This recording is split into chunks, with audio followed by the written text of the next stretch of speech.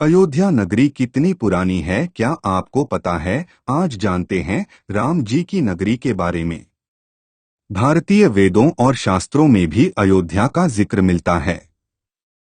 अथर्ववेद में भी इस नगरी का साक्ष्य मिलता है। हमारी मान्यताओं में अयोध्या नगरी हमेशा से ही श्री राम की जन्मभूमि रही है। अयोध्या का धार्मिक इतिहास तो हमने रामायण में पढ़ा है, लेकिन इसके इतिहास का एक पन्ना विवादित भी है। हम बात कर रहे हैं बाबरी मस्जिद और इससे जुड़ी घटनाओं की। इस वक्त पूरा भारत श्री राम की मूर्ति की प्राण प्रतिष्ठा को लेकर खुशियों में सराबोर है। ऐसे में क्यों न इतिहास के गलियारों में एक बार घूम लिया जाए। आज हम उन तारीखों की बात करते हैं जिन्होंने मौजूदा समय में राम मंदिर का स्वरूप निर्धारित करने में मदद की है। अधिकतर लोगों को लगता है कि यह विवाद 70 सालों से चला आ रहा है, लेकिन इसकी नींव असल में 16वीं सदी में ही रख दी गई थी। हालांकि उससे पहले भी अयोध्या नगरी में मंदिर और मस्जिद के विवाद रहे हैं, लेकिन आधुनिक इतिहास को हम साल 1528 से ही देख सकते हैं।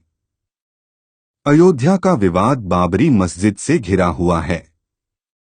इसकी शुरुआत हुई साल 1528 में, जब बाबर के सेनापति मीर बाकी ने अयोध्या में बाबरी मस्जिद बनवाया। इस मस्जिद को मुगल काल की एक महत्वपूर्ण मस्जिद माना जाता था। वैसे बाबरी मस्जिद का मॉडर्न दस्तावेजों में भी जिक्र है।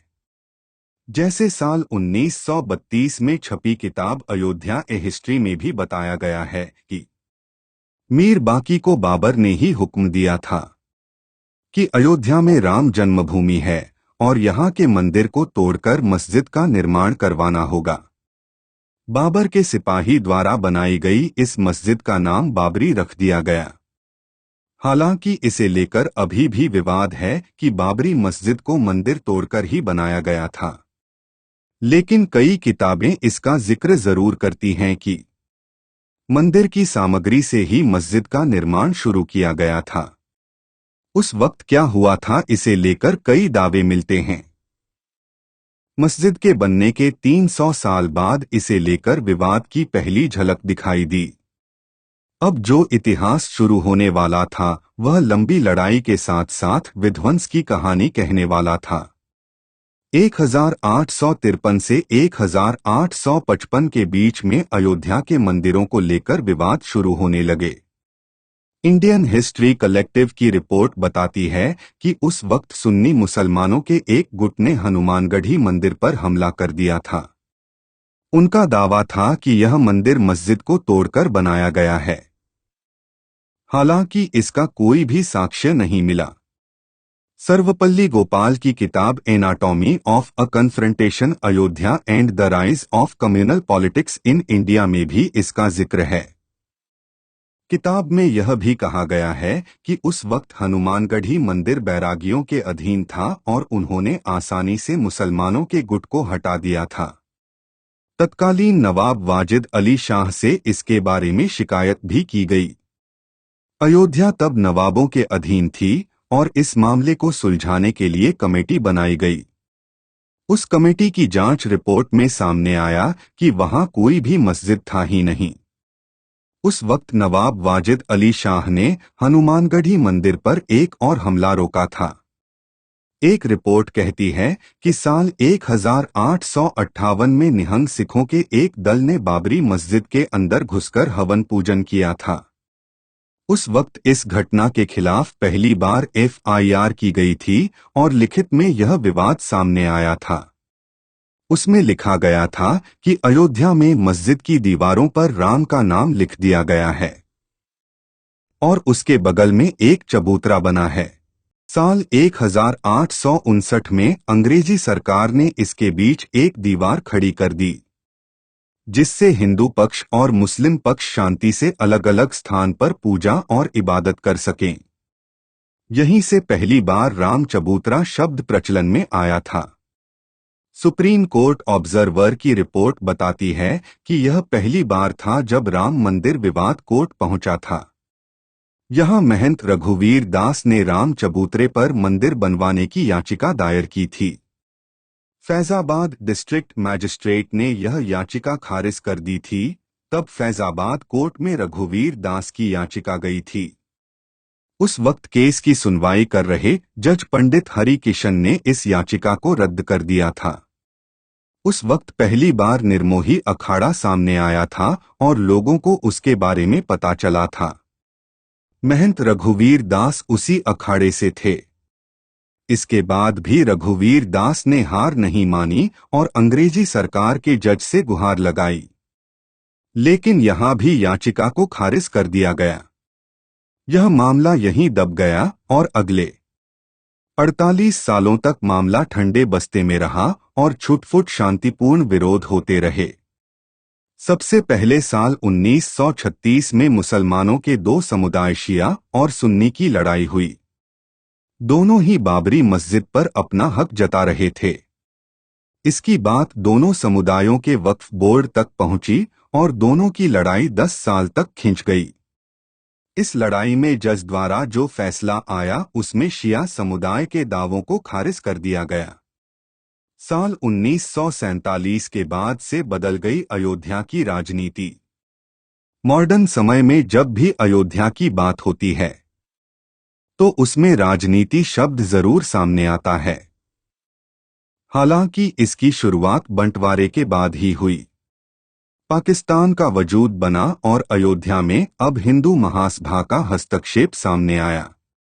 कृष्णा झा और धीरेन्द्र के झा की किताब अयोध्या द डार्क नाइट सहित कई किताबें इस बारे में कहती हैं कि 1947 का अंत होते होते हिंदू महासभा द्वारा एक मीटिंग रखी गई थी जिसमें बाबरी मस्जिद पर कब्जे की बात कही गई थी।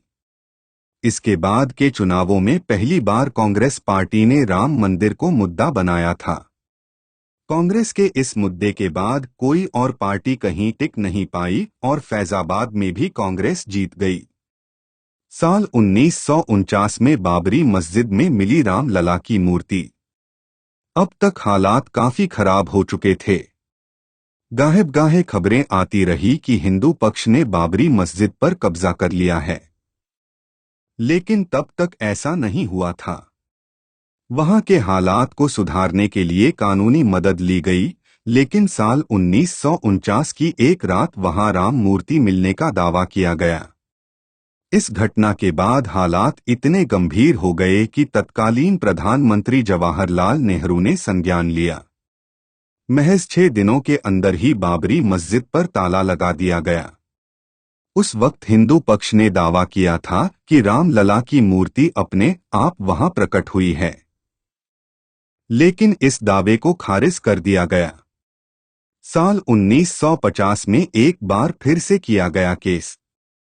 2 अलग अलग केस फैजाबाद कोर्ट में दाखिल किए गए और हिंदू पक्ष ने रामलला की पूजा की आज्ञा मांगी।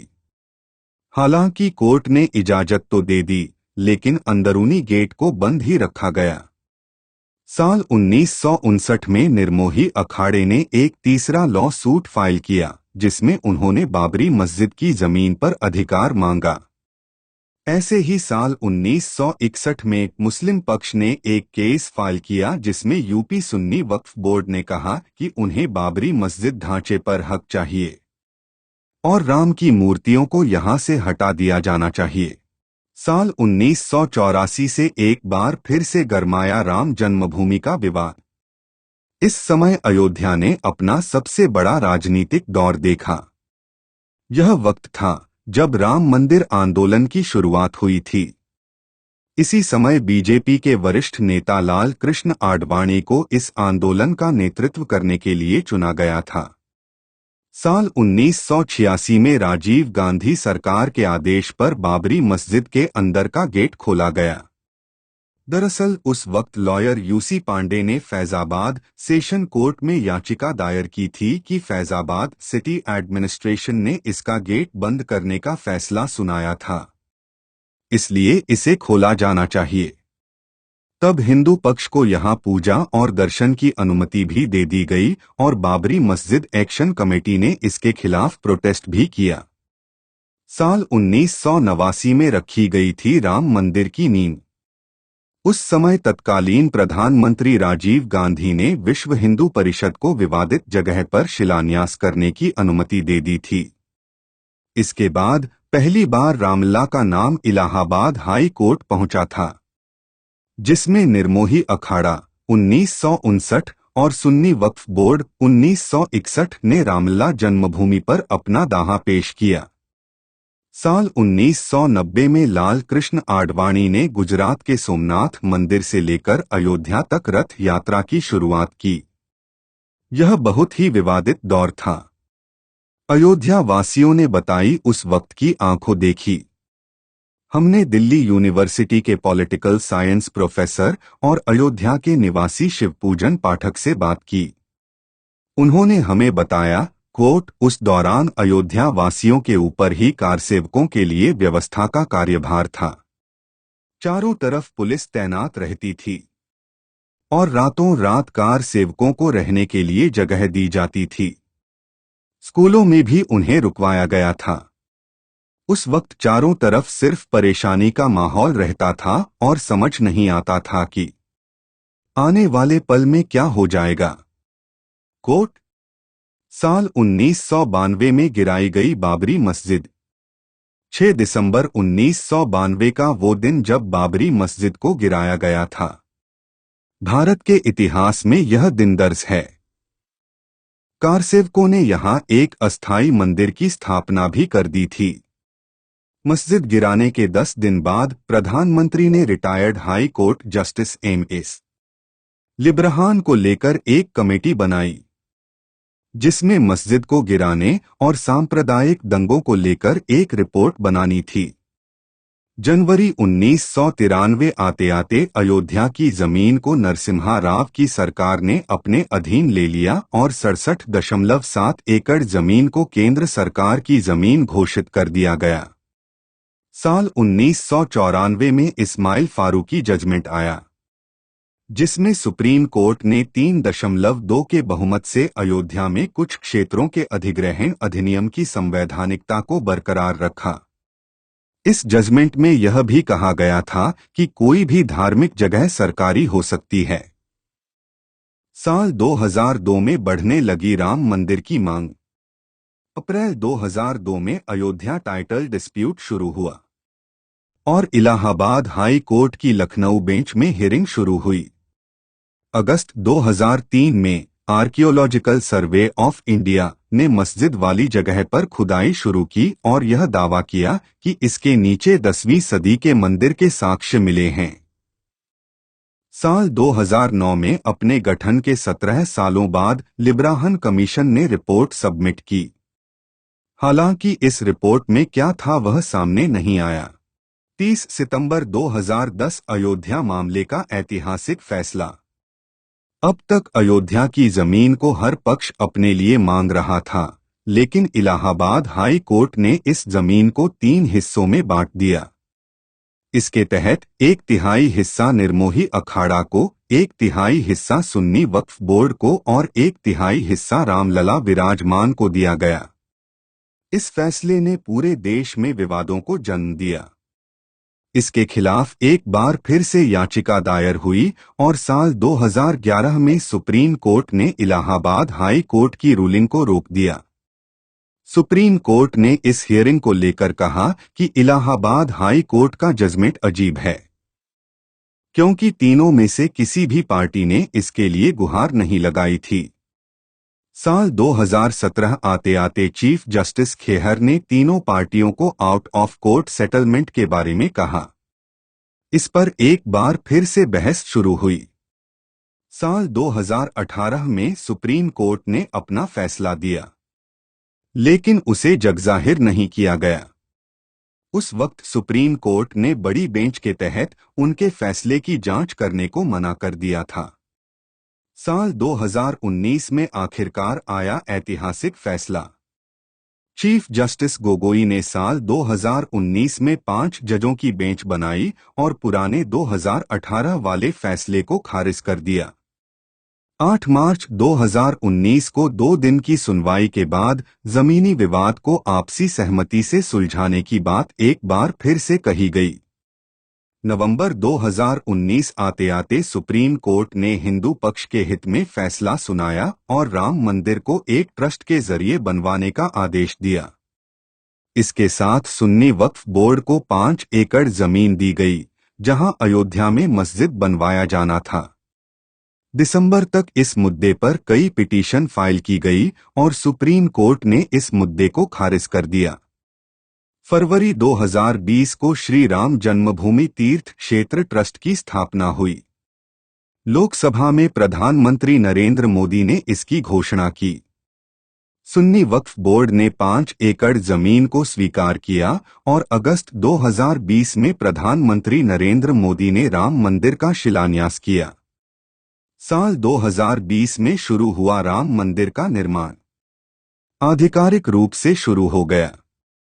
5 फरवरी 2020 को प्रधानमंत्री नरेंद्र मोदी द्वारा राम मंदिर निर्माण के लिए ट्रस्ट बनाया गया। अगस्त 2020 में राम मंदिर की आधारशिला रखी गई। साल 2023 में हुआ राम मंदिर का उद्घाटन। आखिरकार 22 जनवरी 2024 आ गया और इस दिन राम मंदिर में रामलला की प्राण प्रतिष्ठा भी हो गई। अब यह मंदिर आम लोगों के लिए खोल दिया जाएगा और अयोध्या में आकर लोग श्री राम के बाल रूप के दर्शन कर पाएंगे। अब 22 जनवरी 2024 को प्रधानमंत्री नरेंद्र मोदी द्वारा ही रामलला की मूर्ति का प्राण प्रतिष्ठा की गई। इस स्टोरी में किसी भी तरह का धार्मिक या राजनीतिक ओपिनियन नहीं दिया गया है। यहाँ सिर्फ तथ्यों की चर्चा की गई है। इन तथ्यों को दू के प्रोफेसर द्वारा सत्यापित भी किया गया है।